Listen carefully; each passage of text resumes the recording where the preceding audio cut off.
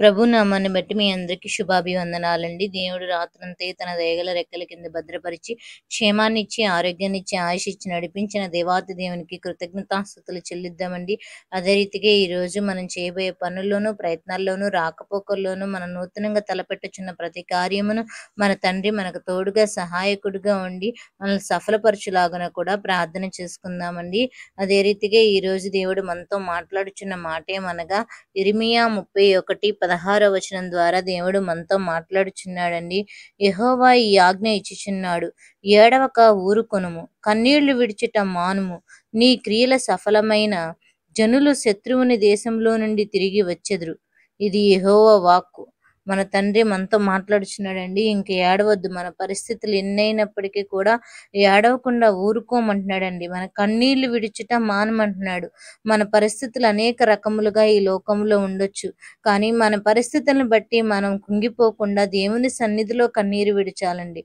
అంతేగాని సమస్యను చూసి, మన పరిస్థితిని చూసి, లేకపోతే భయము కలిగి మనము ఉండకుండానట్లు ధైర్యము కలిగి జీవించమన్నాడు. మన క్రియలన్నీ కూడా సఫలం అవ్వనట్లు మన తండ్రి మనకి చేస్తానంటున్నాడండి.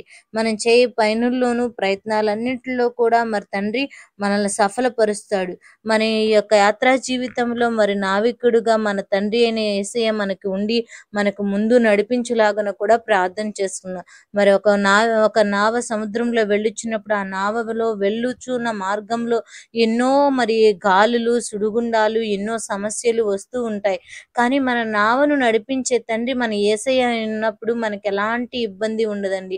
అది ఏ విధంగా మనం ముందుకు నడవాలి, ఎలా ఒడ్డుకు చేరాలి, ఏ పరిస్థితుల నుంచి ఎలా మార్పు చెందాలి అని చెప్పి మన తండ్రి మన యొక్క పరిస్థితిని మారుస్తూ నావ ఒడ్డుకు చేరు వరకు కూడా మనతో తండ్రి ఉండి, మన నావికుడై ఉండి మనతో మార్గాన్ని చూపించే తండ్రి మనతో ఉన్నప్పుడు ఎలాంటి కష్టం వచ్చినా కూడా మన తండ్రి అయిన యేసయ్య మనకు తోడుగా, సహాయకుడిగా ఉంటాడండి. మనం కన్నీళ్లు విడుచుట మానాలండి. ఏ సమస్య చూసి మనం కన్నీళ్లు విడవద్దంటున్నాడు. మన కన్నీళ్లు ఆయన కవిలలో దాచి ఉంచాడండి. మన కన్నీళ్లు ప్రతి బొట్టుకు కూడా మన తండ్రి దగ్గర కార్చినట్లయితే దానికి ప్రతి కన్నీరు బొట్టుకు మన తండ్రి అయిన యేసయ్య మనకి లెక్కప్ప చెప్తున్నాడు. మన కన్నీరు కూడా కవిలలో దాచి ఉంచే గొప్ప తండ్రి మన యేసయ్య అండి. దాన్ని బట్టి ఎవరు కూడా మన స్థితిగతులను, మన పరిస్థితులను చూసి భయపడకుండా ధైర్యముగా నిలబడి ఏ పరిస్థితులు గుండా వెళ్ళాలో మన తండ్రి అయిన యేసయ్య మనకు మార్గాన్ని చూపించే నావికుడిగా ఉండి మనకు తోడుగా ఉన్నప్పుడు మన భయము, భీతి, దిగులు ఎవ్వరికీ వద్దండి. మన కుటుంబంలో ఏ పరిస్థితులు అయినా అవ్వండి, కానీ మనం తొందరపాటు తీసుకునే ఒక నిర్ణయం వల్ల జీవితాలన్నీ కూడా తారుమారయ్యే పరిస్థితులకు వెళ్ళిపోచున్నాం. అపవాది అలాంటి మార్గం గుండా మనల్ని నడిపిస్తుందండి. అలా మనం అపవాది చేతిలో మనం పడిపోకుండానట్లు మనల్ని మనం సరిచేసుకొని దేవునికి సన్నిహితంగా జీవించినట్లయితే అపవాది మనల్ని ఏమి చేయలేదండి. మన గురించి దేవుడి దగ్గర అది వ్యాజ్యం పడుతుందంట. నీ బిడ్డలకు అన్ని ఇచ్చావు కదా, నీ బిడ్డలు అన్ని సౌఖ్యాలు కలిగి ఉన్నప్పుడు వారు నీ మాట వింటారు. ఏ సౌఖ్యం లేనప్పుడు వాళ్ళు ఎందుకు వినరు కదా నీ మాట అని చెప్పి మన గురించి వ్యాజ్యం ఆడుతుంది. అలనాడు యోబు భక్తుడి గురించి వ్యాజ్యం ఆడినట్లు మన గురించి కూడా మన ఫిర్యాదులన్నీ మోసుకొని వెళ్తదంటండి. వ్యాజ్యం ఆడుతుంది తండ్రి దగ్గర. అలాగా మనం అపవాది చేతిలో చిక్కి పనులు మనం చేయకుండానట్లు మన యొక్క చూపు, మాట, ప్రవర్తన అన్నీ కూడా మనం సరిచేసుకొని దేవుని సన్నిధిలో మనం ఎలా బ్రతకాలో, ఆయన ఆజ్ఞానుసారంగా ఎలా జీవించాలో ప్రతిరోజు కూడా బైబిల్ గ్రంథం చదివి అందులో మన దేవుడు చెప్పి ఉన్నాడు. మనం ఎలా బ్రతకాలి, ఎలా జీవించాలి, ఏది తినాలి, ఏది తినకూడదు, ఎలా మాట్లాడాలి అన్నీ కూడా మన తండ్రి మనకు నేర్పించాడండి. అటు గొప్ప బైబిల్ గ్రంథాన్ని ప్రతిరోజు ధ్యానించినట్లయితే ఆ యొక్క వాక్యం మనల్ని జీవాహారం అండి. మనం జీవించే వారిగా మనల్ని చేస్తుంది. మనం ఎలా బ్రతకాలి ఏంటనేది కూడా జీవగ్రంథం చదివినప్పుడు మాత్రమే మనం సంయోచితమైన జ్ఞానాన్ని ఇచ్చి మన తండ్రి అయిన యేసయ్య మన ముందుకు నడిపిస్తూ ఉంటాడండి. అలాగే ఈ వాగ్దానాన్ని మనందరి జీవితాల్లో ఫలింపచేలాగున మన తండ్రిగా మనకు నావికుడిగా ఉన్నప్పుడు మనం ఎలాంటి దిగులు చెందకుండా ఉండి దేవుడి దగ్గర మనం కన్నీరు కార్చినట్లయితే మన యొక్క ప్రతి ఒక్క సమస్యను, మన పరిస్థితిను, మన క్రియలను సఫలపరిచే తండ్రి మనకు తోడుగా ఉన్నాడని చెప్పి మనం ధైర్యంగా ఉండి దేవుని పాదాల దగ్గర మొరపెడదామండి. అదే రీతిగా మరి ఈ నెల 21 రోజులు ఉపవాస ప్రార్థనలు జరుగుచున్నాయి. ఉపవాసం ఉండి ప్రార్థన చేస్తున్నామండి. మీరు వ్యక్తిగత ప్రార్థన అవసరతలుంటే మరి కామెంట్ సెక్షన్‌లో తెలిపినట్లయితే మీ గురించి మరి వ్యక్తిగత ప్రార్థనలో జ్ఞాపకం చేసుకుంటాను. మీ అవసరతలేమై ఉన్నాయో మరి మీ పరిస్థితులను బట్టి దేవుని సన్నిధిలో మనం కూడా అందరం కలిసి ప్రార్థన చేసుకుందామండి. మనం ఏ పరిస్థితిలో కూడా మరి దేవుని సన్నిధిలో మన పరిస్థితిని మనం నోరు తెరిచి దేవుని పాదాల దగ్గర మరి చెప్పినట్లయితే మరి తండ్రి దగ్గర మన అవసరతలన్నీ తీర్చబడతాయండి. ఆ విధంగా మనం మరి ప్రార్థన చేసుకుందాం. మరి ఉపవాస దినాల్లో కూడా మరి దేవునితో ఎక్కువగా సన్నిహితంగా ఉంటూ ఆయన సన్నిధిలో ఎక్కువ సమయాన్ని గడిపి మరి ప్రార్థన చేయుచుండగా మరి మీ యొక్క అవసరతల గురించి కూడా మరి కామెంట్ సెక్షన్‌లో పెట్టినట్లయితే మరి దేవుని పాదాల దగ్గరకు తీసుకువెళ్దామండి. మనకున్న ప్రతి సమస్య అండి, ప్రతి కుటుంబంలో ఏదో ఒక సమస్య ఉంటదండి. ఆ సమస్యను బట్టి మనం కుంగిపోకుండా మనం ధైర్యం వహించి మన బిడ్డల కోసం, మన కుటుంబాల కోసం, మన కుటుంబంలో నశించిపోచున్న ఆత్మలు మరి అందరూ మనము పరలోక రాజ్యంలో ఉంటే మన బిడ్డలు నరకంలో ఉంటే మనం చూడలేం కదండీ. చిన్న వయసు నుంచే మన బిడ్డల్ని దేవుని మార్గంలో నడిపించుకునే జ్ఞానం దేవుడు మనకిచ్చులాగన, మనం చెప్పినప్పుడు వారి హృదయాలు మారులాగున, మరి అనేక ఆర్థిక సమస్యలతో బాధపడుచున్న వారి గురించి, మరి బలహీనతలతో బాధపడుచున్న వారి గురించి, మరి మరణకరమైన రోగమును కూడా మన తండ్రి తగ్గించి మనల్ని సజీవుల లెక్కన భద్రపరచగలిగిన దేవాతి దేవుడు గొప్ప తండ్రి మనకున్నాడండి. మరి ఉపవాస దినాల్లో దేవుని సన్నిధిలో అత్యధికంగా ప్రార్థన చేసుకుంటూ దేవునికి దగ్గరగా ఉందాము. మరి మీరు కూడా మీ అవసరతల నిమిత్తం దేవుని సన్నిధిలో కన్నీరు విడిచి ప్రార్థన చేసుకున్న మరి మనం ఒకరికొకరు ప్రార్థన చేసుకోవడం వల్ల ఆధ్యాత్మిక జీవితంలో మనం బలపరచబడతాము. మరి ఈ యొక్క ప్రార్థనలు చేసుకుని ప్రతి ఒక్కరు కూడా మీ బంధువులకు, మీ స్నేహితులకు షేర్ చేయండి. మీరు లైక్ చేసినట్లయితే ఈ వాక్యం మరి ఈ ప్రార్థన అనేక మందికి రీచ్ అవ్వడానికి అవకాశం ఉంటదండి. ప్రార్థన చేసుకుందాం. ప్రతి ఒక్కరు కూడా ఏకీభవించండి. మహాపరిశుద్ధుడవైన మా ప్రియ పరలోకపు తండ్రి, నీకు వందనాలు, స్తుతులు, స్తోత్రములు నాయన. సర్వశక్తిమంతుడు, ఆశ్చర్యకరుడు, ఆలోచనకర్త యగు దేవా, నిత్యుడగు తండ్రి, సమాధానకర్తధిపతి యగు రాజా, నీకు వందనాలు, స్తుతులు, స్తోత్రములు చెల్లిస్తున్నాము నాయన. ఎన్నిక లేని వారం, ఎందుకు పనికిరాని వారం అయినప్పటికీ నీ కేవలం నీ ఒక కృప వల్ల మాత్రమే మమ్మల్ని జీవించుతున్న దేవా, నీకు వందనాలు, స్తోత్రములు చెల్లిస్తున్నామయ్యా.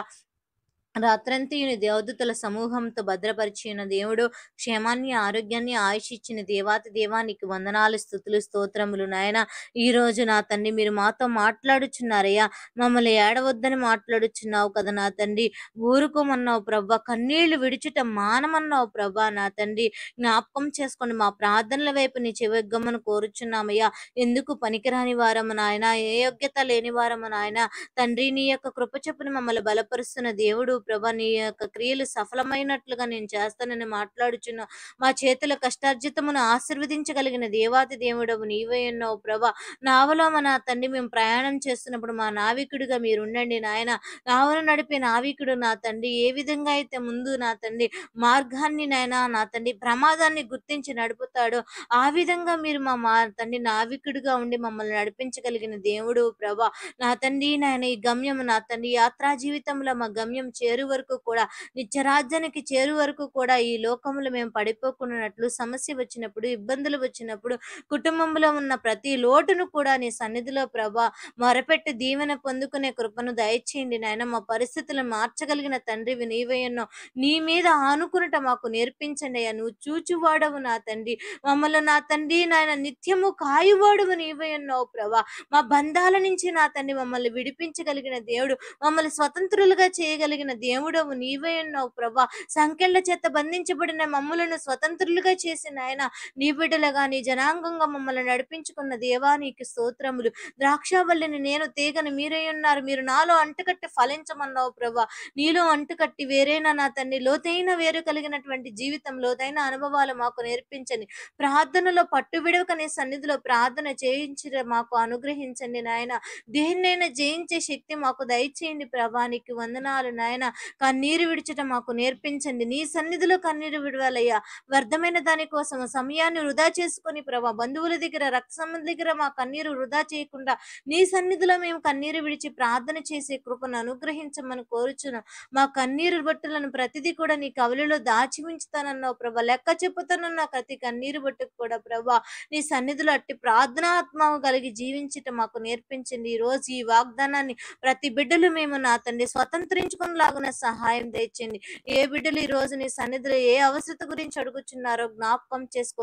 ఈ 21 దినాలు ఉపవాస ప్రార్థనలు అనేక ప్రార్థనలు నా తండ్రి నీ సన్నిధికి తీసుకురావాలని ఆశపడుచున్నాం. దానియేలు ఉపవాసాల దినమును ప్రతిష్ఠించుకున్నప్పుడు ప్రభా, నా తండ్రి దానియేలు పక్షాన కార్యం చేసిన దేవుడు 21 దినాలు నీ సన్నిధిలో మేము మొరపెట్టుచుండగా అనేక సమస్యల కోసం నీ సన్నిధిలో కన్నీరు విడుచుచున్నాం ప్రభా. నా తండ్రి మా సమస్యని తీర్చివాడవు నాయన, మా తండ్రివి, మా కోటవు నా తండ్రి, మా సహాయకుడవు నీవై ఉన్నావు నాయన. మీకు సహాయం చేయుటకు మేఘవాహనుడై వచ్చుచున్నాను, మీరు దిగులు పడొద్దని మాట్లాడుచున్న దేవా, నీ సన్నిధిలో అట్టి కృపను పొందుకునే భాగ్యాన్ని మాకు అనుగ్రహించండి అయ్యా. మా చేయి పట్టి మమ్మల్ని నడిపించగలిగిన తండ్రి నీవై ఉన్నావు. మాకు ముందుగా వెళ్లి మెట్టలుగా ఉన్న స్థలములను సరళపరచగలిగిన దేవా, నీకు వందనాలు స్తోత్రములు చెల్లిస్తున్నాం. మా స్థితిగతులు మార్చగలిగిన దేవుడవు నీవై ఉన్నావు ప్రభా. మా హృదయమును పరిశుద్ధంగా కాపాడుకొనుట మాకు నేర్పించండి. చూపు ద్వారా, మాట ద్వారా, తలంపుల ద్వారా ఈ లోకంలో మేము పడిపోకూడదయ్యా. కన్నీరు విడిచుట మాకు నేర్పించండి నాయనా. నా తండ్రి జ్ఞాపకం చేసుకోండి నాయనా. సహాయకుడవు నీవై ఉన్నావు ప్రభా. ఏ బిడ్డలు ఏ అవసరతల కోసం నా తండ్రి నీ సన్నిధులు అడుగుచున్నారో అవసరాలన్నీ తీర్చండి నాయన. ఉద్యోగం కోసం అడుగుచున్నారా, గర్భఫలము కోసం అడుగుచున్నారా, వివాహాలు నా తండ్రి సంబంధం సెట్ అవ్వడానికి అడుగుచున్నారా, భార్యాభర్తలు విడిపోయి వారు కలవడానికి నీ సన్నిధిలో నా తండ్రి బిడ్డలు మొరపెట్టుచున్నారేమో, వారి ప్రార్థన అంగీకరించండి. బలహీనతతో బాధపడుతూ మరణశయమైన రోగము వచ్చి ఉన్నదని చింతిస్తూ దిగులు చెందుతూ నా బిడ్డల పరిస్థితి ఏమాయనని ప్రభా, నా తండ్రి బాధపడుతున్న వారిని జ్ఞాపకం చేసుకోండి నాయనా. నీకు వందనాలు స్తోత్రములు ప్రభా. ఆర్థిక పరిస్థితులు బాగోలేక కుటుంబంలో సతమతమైపోచు నా తండ్రి, భార్యకు చెప్పుకోలేక, భర్తకు చెప్పుకోలేక అనేక సమస్యలతో వేధించబడుచు నా తండ్రి ఇబ్బందులు పడుచున్న ప్రతి వారి పక్షాన కార్యము జరిగించండి.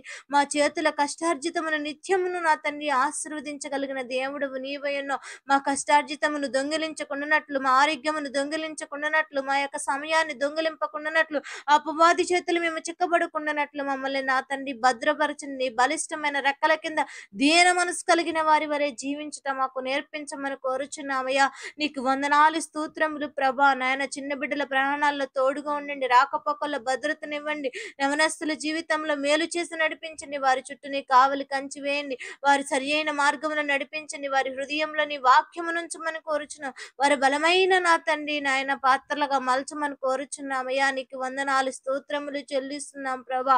నా తండ్రి నీ సన్నిధులు అట్టి ప్రార్థన నా తండ్రి చేయగలిగిన కృపను దయచేయండి. ప్రతి బిడ్డల జీవితాల్లో నా తండ్రి మేలుకరమైన నా తండ్రి జీవితం అనుగ్రహించండి. కీడును తప్పించండి నాయన. నీకు వందనాలు. ఈ రోజు నా తండ్రి పెళ్లి రోజుల్లో నా తండ్రి పుట్టినరోజులు జరుపుకుంటున్న వారి జీవితంలో మీరు తోడుగా ఉండండి. మీరు సహాయకుడుగా ఉండండి. ఏ బిడ్డకి ఏది కొదువై ఉన్నదో ఆ కొదువులన్నీ తీర్చగలిగిన దేవుడవు నీవే ఉన్నావు. మీరే సహాయమును అనుగ్రహించి నడిపిస్తారని నమ్ముచు ప్రభా. త్వరలో రానయ్యున్న యేసు పరిశుద్ధ నామమున మిక్కిలుగా బ్రతిమలాడి అడిగి వేడుకొనుచున్నాము నా ప్రియ పరలోకపు తండ్రి. ఆమేన్. యేసు రక్తమే జయం, సిలువ రక్తమే జయం, అపవాదికులనంత నాశనం. ప్రభు యేసు రక్తానికి సంపూర్ణ విజయం కలుగును గాక. ఆమేన్. అందరికీ వందనాలండి. దేవుడు మిమ్మలను దీవించును గాక. ఆమేన్.